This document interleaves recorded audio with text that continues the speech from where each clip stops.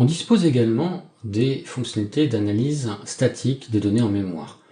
Il est déconseillé de le faire quand la base de données est trop grosse ou en production ou sous la charge. Actuellement, je fais 1 million d'opérations sur cette base de données de test.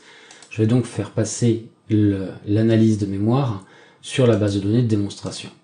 Je vais lancer une analyse sur cette base de données.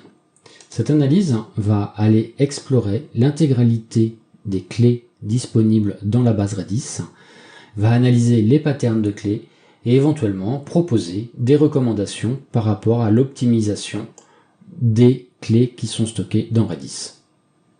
Une fois que cette analyse est effectuée, on peut retrouver ainsi les clés. On voit que nous avons dans Redis, dans notre base, principalement des strings, 86 mégas utilisés, stockés dans des strings.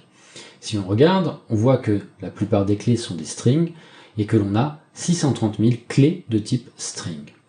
On va avoir également les informations sur la mémoire. On peut faire un état des lieux sur les patterns de clés. Dans notre cas, l'outil n'en a pas trouvé. Il peut faire des recommandations pour gagner de la place en termes de mémoire et donc pouvoir stocker plus d'informations. Et puis, il fait une analyse également au niveau des clés, mais comme il n'a pas trouvé de pattern, il n'a pas pu les regrouper, donc on a accès directement aux différentes clés.